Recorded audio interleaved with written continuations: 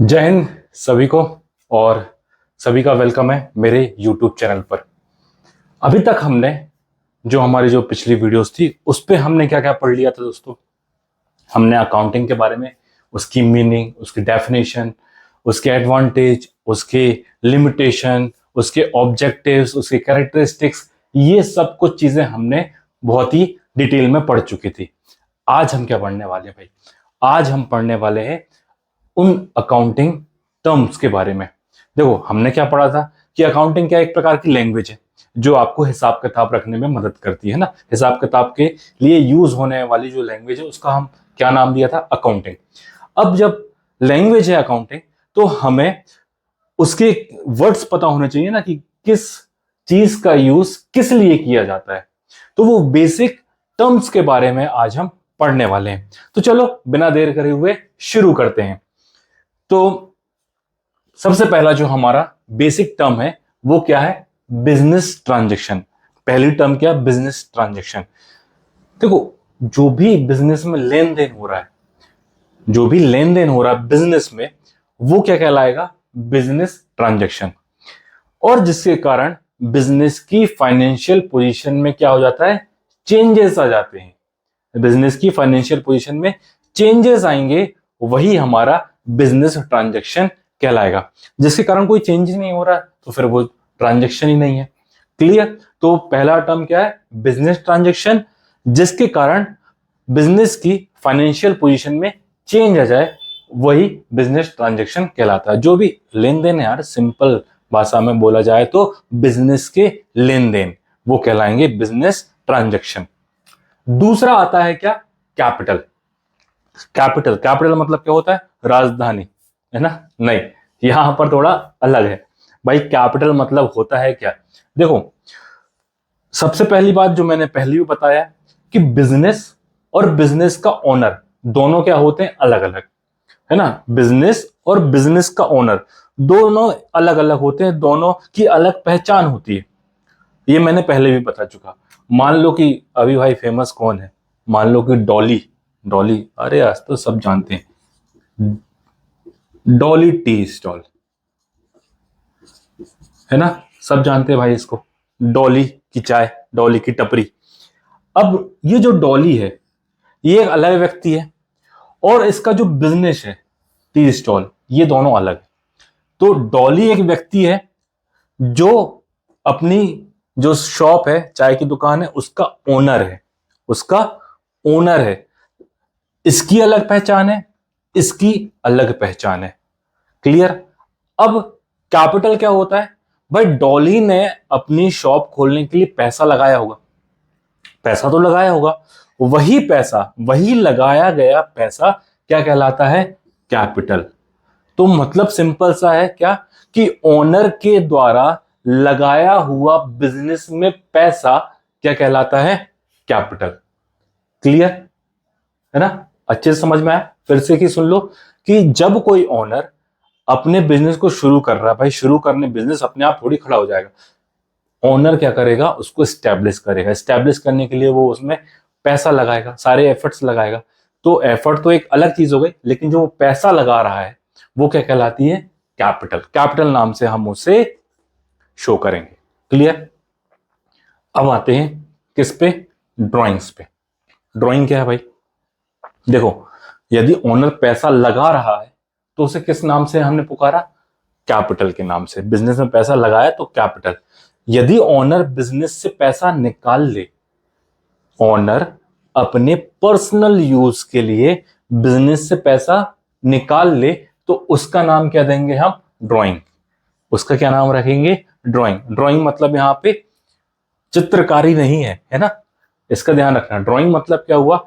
जब बिजनेस का ओनर अपने खुद के पर्सनल यूज के लिए बिजनेस से पैसा निकाले। भाई खर्चा तो होगा ना भाई, ओनर का खुद का खर्चा होगा, क्यों नहीं होगा भाई? उसको सारी चीजें करनी है, तो वो पैसा कहां से लाएगा? उसी बिजनेस में से निकालेगा ना। है तो ओनर का ही बिजनेस, तो वो पैसा भी उसी में से निकालेगा। लेकिन उसको एक स्पेसिफिक स्पेसिफिक नाम दे दिया गया, क्या? ड्राइंग। कि जब भी ओनर बिजनेस में से अपने खुद के लिए पैसा निकाले, खर्च करे, फिर वो जो करे, उसका नाम क्या दे दिया हमने? ड्राइंग। यदि बिजनेस के लिए ही खर्च कर रहा है ओनर तो फिर वो ड्राइंग नहीं होगी, खुद के पर्सनल यूज के लिए ही वो पैसा खर्च होना चाहिए। क्लियर? चल अब आ जाते हैं हम एसेट्स पे। एसेट्स मतलब क्या हुआ भैया? संपत्ति, प्रॉपर्टी, जो आप कहना चाहो वो। अब एसेट्स का सही मायने में हम यदि मीनिंग देखें तो क्या हुआ? ऐसी चीज जो आपके बिजनेस को बेनिफिट दे लंबे समय तक, जो आपके बिजनेस को फ्यूचर बेनिफिट दे, वो क्या कहलाएगी? एसेट्स कहलाएगी। क्लियर?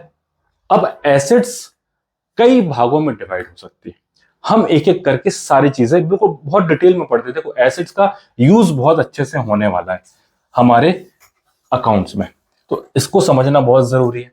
तो एसेट्स का मतलब क्या हुआ भैया? कि जो ऐसी वस्तु या कोई भी ऐसी चीज जो हमारे बिजनेस को बेनिफिट दे, फ्यूचर बेनिफिट दे, या जिसको हम कैश में कन्वर्ट कर सकें, वो क्या कहलाएगी? क्या? एसेट। अब एसेट या तो खुद की पोजीशन में हो सकती है, या दूसरों से यदि पैसा लेना है, हमारा खुद का पैसा लेना है दूसरों से, तो वो भी एसेट्स ही कहलाएगी। एसेट्स में देखो क्या आता है, क्या क्या चीजें हो सकती हैं, जैसे बिल्डिंग, फिर कोई मशीन, फिर कोई लैंड हो गया, कैश हो गया, बैंक हो गया, बहुत सारी चीजें आ सकती हैं एसेट्स में। ये सारी चीजें क्या है भैया? हमारे बिजनेस को प्रॉफिट देंगे, बेनिफिट करेंगी, है ना, लंबे समय तक करेंगी। और यदि किसी से पैसा लेना है खुद का, तो वो भी एसेट ही कहलाता है। अब एसेट्स को अलग अलग भागों में डिवाइड किया जाता है। चलो एक एक करके हम सारी चीजों को बहुत ही ध्यान से देखते हैं। तो पहली जो होती है, एक होती है non current assets. Non current assets, और एक होती है करंट एसेट्स। एक होती है नॉन करंट एसेट्स, अब एक होती करंट एसेट्स। अब ये नॉन करंट, करंट मतलब क्या हुआ? बिजली का खंभा, तार, वो करंट, अरे वो वाले करंट की बात नहीं कर रहे। नॉन करंट मतलब क्या हुआ? हम इसको ना समय के हिसाब से देखते हैं कि यदि 1 साल से ज्यादा का समय तक वो चीज बेनिफिट कर रही है, तो वो क्या हो गई? Non current assets. मतलब हम एक पर्टिकुलर पीरियड को देख के चलते हैं, यदि 1 साल से ज्यादा है, 1 साल से ज्यादा कोई चीज है हमारे पास, 1 साल से ज्यादा के लिए वो बेनिफिट हमें कर रही है, तो वो नॉन करंट एसेट्स है। वहीं यदि 1 साल से कम का समय है, तो वो करंट एसेट्स कहलाती है। 1 साल के अंदर ही हमने उसको कैश में कन्वर्ट कर लिया, जो भी है, तो वो क्या कहलाएगी? Current assets. अब जैसे हमने जमीन है, हमारे पास जमीन है, हमारे पास बिल्डिंग है, तो वो लंबे समय के लिए रहती है ना हमारे पास, तो इसलिए वो क्या हो गई? Non current assets. वहीं पर कुछ चीजें ऐसी जैसे स्टॉक। तो स्टॉक मतलब क्या हो गया भाई? जो सामान हमने बेचने के लिए खरीदा है, पहले तो खरीदना पड़ेगा ना, तो पहले जो बेचने के लिए जो सामान लाया है उसे खरीद के रखा है, वो क्या कहलाएगा? स्टॉक। अब स्टॉक क्या हुआ? क्या हम 2-3 साल तक रखेंगे? अरे नहीं ना भैया, 1 साल के अंदर उसे बेच के खत्म कर देंगे, लेकिन जब तक वो है हमारे पास, तब तक वो हमारे लिए क्या कहलाएगा? करंट एसेट्स, है ना? आई बात समझ में? तो एक हो गया नॉन करंट, जो 1 साल से ज्यादा बेनिफिट दे रहा है, और करंट एसेट जो 1 साल से कम के लिए। अब इसमें नॉन करंट एसेट्स को भी हम कुछ अलग अलग भागों में डिवाइड करते हैं। भाई देखो, पहले क्या होता है? Fixed assets. तो फिक्स्ड एसेट्स का मतलब क्या हुआ भैया? एक ऐसी एसेट्स जो लंबे समय के लिए हमने खरीदी है, और जिसका यूज हम प्रोडक्शन के लिए कर सकते हैं, सर्विस देने के लिए कर सकते हैं। ऐसी एसेट्स जिसको सेल करने के लिए हमने नहीं खरीदा है, उसका यूज लंबे समय के लिए हमने किया है, इन्वेस्ट किया है, लंबे समय के लिए किया है, और वो चीज हमको लंबे समय तक बेनिफिट देगी। तो ऐसी एसेट्स क्या कहलाती है? फिक्स्ड एसेट, जो नेचर में फिक्स्ड होती है। भाई जैसे बिल्डिंग हो गई, जो जमीन हो गई, ये सारी चीजें क्या है? फिक्स्ड एसेट्स हैं, क्योंकि इनका यूज हम लंबे टाइम तक करने वाले हैं। अब जैसे बिल्डिंग हो गई, तो बिल्डिंग को बेचने के लिए तो खरीदी नहीं है, उसका यूज हम काय के लिए करेंगे? भाई अपने प्रोडक्शन के लिए करेंगे, अपने सर्विस देने के लिए करेंगे। फिर ऐसी मशीन, मशीन का यूज क्यों किया जाता है भाई? मशीन भी एक फिक्स्ड एसेट्स है। उसका यूज क्यों जाता है? प्रोडक्शन करने के लिए। हम कोई चीज बना रहे हैं तो उसके प्रोडक्शन के लिए मशीन यूज होती है। तो मशीन भी क्या होती है? एक फिक्स्ड एसेट्स होती है। और फिर आगे इसको दो भागों में बांटा जाता है। वो कौन कौन से हो सकते हैं, चलो वो हम देखते हैं। फिक्स्ड एसेट्स को भी दो भागों में, एक होती है टेंजिबल एसेट्स और एक होती है intangible assets. Intangible assets, fixed को भी दो भागों में बांटा गया है, एक टेंजिबल एसेट्स और एक इंटेंजिबल। टेंजिबल मतलब क्या हुआ? जिसे हम देख सकते हैं, जिसे हम छू सकते हैं। भाई जमीन है तो देख सकते हो ना, आप छू भी सकते हो। बिल्डिंग है, देख सकते हो, छू भी सकते हो। तो ये क्या हो गई? टेंजिबल। इंटेंजिबल एसेट्स का मतलब क्या हुआ? कि जिसे आप देख नहीं सकते, जिसे आप छू नहीं सकते, बस महसूस करने की चीज है वो। जैसे मान लो कि आपकी बिजनेस की गुडविल। अब गुडविल मतलब क्या भैया? कि आपकी एक रेपुटेशन, आपने एक बनाई है रेपुटेशन, और उस रेपुटेशन की मदद से आपके बिजनेस को क्या हो रहा है? प्रॉफिट हो रहा है, बेनिफिट। मैंने बताया ना, एसेट्स मतलब क्या होता है? जो आपको बेनिफिट दे। तो आपकी रेपुटेशन की मदद से आपको क्या हो रहा है? बेनिफिट हो रहा है। अब रेपुटेशन को तो आप देख नहीं सकते, छू नहीं सकते, बस एक महसूस करने की चीज है कि हाँ भाई मेरे बिजनेस की तो रेपुटेशन है। तो वो भी एक एसेट्स है और वो इंटेंजिबल एसेट्स में आएगी। क्लियर? तो non current assets, non current को हमने बांटा किसमें? फिक्स्ड एसेट्स में। फिक्स्ड एसेट्स मतलब कि जो नेचर में फिक्स्ड होती हैं, है ना। और फिर उसके बाद उसको दो भागों में बांटा, एक होगी टेंजिबल और दूसरी होगी इंटेंजिबल एसेट्स। अब करंट एसेट्स की बात करें तो करंट एसेट्स में भी आती है क्या भैया? Liquid assets. कौन सी एसेट? लिक्विड। Liquid assets. अब लिक्विड मतलब गीला नहीं है ना, लिक्विड मतलब क्या भैया? हाँ, तरल, तरलता। मतलब तरलता का मतलब क्या हुआ? जिसे आप जितनी जल्दी हो सके कैश में कन्वर्ट कर सकें। मतलब क्या हुआ लिक्विड एसेट्स का? आप उसको जल्द से जल्द कैश में कन्वर्ट कर सकते हैं, वो होती है लिक्विड एसेट्स। जैसे आपके पास चेक है, चेक को आप तुरंत कैश में कन्वर्ट कर लो। यदि किसी से पैसा लेना है आपको, तो पैसा लेना है तो आप कॉल करोगे, भाई मेरा पैसा दे, वो पैसा देगा। तो वो क्या हो गए? Liquid assets. क्या स्टॉक लिक्विड एसेट्स में होगा? नहीं, नहीं होगा। क्यों नहीं होगा? क्योंकि आप स्टॉक को तुरंत नहीं बेच सकते ना। जैसे मुझे आज पैसे की जरूरत है, तुरंत की मिल जाए, और मैं सोचूं कि जो मेरा सामान है वो मैं तुरंत बेच के पैसा ले लूं, तो वो थोड़ा सा मुश्किल होता है, इसलिए वो लिक्विड एसेट्स में नहीं आता। क्लियर? तो ये है भैया क्या? टोटल एसेट्स की सारी चीजें, जहां पे एक होती है नॉन करंट जो लंबे समय के लिए बेनिफिट देती है, करंट जो एक साल से कम के लिए बेनिफिट है, फिर फिक्स्ड एसेट्स, टेंजिबल, इंटेंजिबल और लिक्विड एसेट। क्लियर? तो एसेट्स में अब आपको कोई दिक्कत नहीं आनी चाहिए मेरे ख्याल से। चल अब बात करते हैं हम काय की? लाइबिलिटी की। तो लाइबिलिटी क्या है? लाइबिलिटी मतलब क्या है? कि हमें जिसको पैसा देना है वो हमारी क्या हो गई? लाइबिलिटी। सीधी सी बात ना, हमारा दायित्व, हमारा दायित्व बनता है कि हमें वो पैसा चुकाना है, हमें वो उधारी चुकानी है, हमें वो कर्जा चुकाना है। वो क्या हो गई भैया? हमारी लाइबिलिटी। क्लियर? तो किसी को पैसा देना है वो होती है लाइबिलिटी। अब लाइबिलिटी को भी अलग अलग प्रकार से हम डिवाइड कर सकते हैं। चलो देखते हैं कैसे। सबसे पहले तो इसे मैं हटा दूं।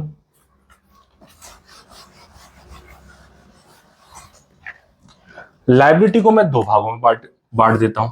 चलो, पहले होती भैया इंटरनल और दूसरी होती है एक्सटर्नल। इंटरनल लाइबिलिटी और एक्सटर्नल लाइबिलिटी। इंटरनल लाइबिलिटी का मतलब क्या हुआ? कि बिजनेस के अंदर की लाइबिलिटी। बिजनेस के अंदर की लाइबिलिटी मतलब कि जो बिजनेस से लेन देन वाले जो लोग हैं उनको ही पैसा देना है। जैसे बिजनेस का ओनर, अब ओनर पैसा लगा रहा है तो वो बिजनेस के लिए एक प्रकार की लाइबिलिटी ही है। भाई अभी बताया कि बिजनेस और ओनर दोनों अलग अलग हैं। तो बिजनेस के मालिक ने बिजनेस में पैसा लगाया तो बिजनेस के लिए एक प्रकार की लाइबिलिटी है कि बिजनेस को वो पैसा वापस करना है उसके ओनर को। तो ये क्या हो गया, इंटरनल लायबिलिटी। और वहीं एक्सटर्नल लायबिलिटी मतलब बाकी सारे लोग जो बिजनेस से थर्ड पार्टी रखते हैं, वो सारे लोग आउटसाइडर्स, बिजनेस के आउटसाइडर्स सारे लोग वो एक्सटर्नल लायबिलिटी में आ जाएंगे। जैसे किसी और से पैसा ले लिया उधार में, तो वो एक्सटर्नल लायबिलिटी है। किसी से उधार में सामान खरीदा तो वो एक्सटर्नल लायबिलिटी में आ जाता है। तो क्लियर, समझ में आया इंटरनल लायबिलिटी और एक्सटर्नल लायबिलिटी। यदि इनसाइडर है बिजनेस का तो वो इंटरनल लायबिलिटी, और आउटसाइडर है तो वो एक्सटर्नल लायबिलिटी। अब इसको भी हम अलग अलग तरीकों से बांट देते हैं। वही जैसे हमने एसेट्स के लिए किया था वैसे ही लायबिलिटी के लिए भी किया जाएगा। तो एसेट्स में जैसे नॉन करेंट एसेट्स थी, तो वैसे ही लायबिलिटी में भी क्या है, non current liability. Non current liability, non current liability मतलब क्या, वही सारी चीजें कि समय के अनुसार देखो, यदि लंबे समय की उधारी है जो लंबे समय तक चलेगी, वो क्या हो गई, नॉन करेंट। और करंट मतलब क्या हो गया, जो शॉर्ट टर्म की है, जो शॉर्ट टर्म की लायबिलिटी है वो करंट लायबिलिटी हो गई। बेसिकली वही 1 साल से ज्यादा और 1 साल से कम। यदि मैंने बैंक से लोन लिया है और 5 साल का लोन है, तो लंबे समय का लोन हो गया ना, तो वो क्या हो गया, नॉन करंट लायबिलिटी में आ जाएगा। और वहीं पर किसी से उधार सामान खरीदा, तो वो 2-3 साल थोड़ी वेट करेगा भाई, उसको तो हम 2 महीने 4 महीने में पैसा पे कर देंगे। तो वो क्या हो जाएगी, हमारी करंट लायबिलिटी। क्लियर हुआ, क्लियर हुआ एसेट्स में और लायबिलिटी में। एसेट्स मतलब जो हमें बेनिफिट दे, लायबिलिटी मतलब जो हमें चुकाना है, जो जिसको हमें पैसा देना है, वो लायबिलिटी हो गई। क्लियर, चलो तो आज हम इतना ही देखते हैं, ये 5 टर्म्स, क्योंकि ये 5 टर्म बहुत बेसिकली हम रेगुलर यूज होंगे ये सारी चीजें, इसलिए अभी तक मैं ये सिर्फ 5 ही टर्म बता रहा हूं आपको। नेक्स्ट वीडियो में मैं आपको फिर और टर्म्स बताऊंगा, बेसिक टर्म्स, ज्यादा नहीं है, जितनी भी है 5-10 जो भी है मैं उसको अगली वीडियो में बताऊंगा। और यदि कुछ बच जाएंगे तो फिर मैं उसको नेक्स्ट वीडियो में कवर करूंगा। क्लियर, बस एक बार फिर से कि इसको रिवाइज करना अच्छे से, माइंड में क्लियर रखना, चीजें रटना नहीं है, समझना है। कई बार बोल चुका हूं ये चीजें में, है ना, रटोगे तो फिर कोई मतलब नहीं है। समझ जाओ एक बार कि ये सारी चीजें होती क्या है। बस इतना ही था आज के लिए, बस एक बार रिवाइज करो। और डेफिनेशन आपकी बुक में दिया, एक बार डेफिनेशन जरूर पढ़ना, अपने खुद के नोट्स बनाना, हाथ से लिखोगे ना खुद तो बहुत आपको बेनिफिट करेंगे, मतलब वो आपके एसेट्स बन जाएंगे, समझे, आपके खुद के नोट्स आपके लिए एसेट्स का काम करेंगे। तो नोट्स बनाइए और बस हो गया, फिर तो मजे ही मजे। ठीक है, तब तक बस अपना ख्याल रखिए। Thank you and bye.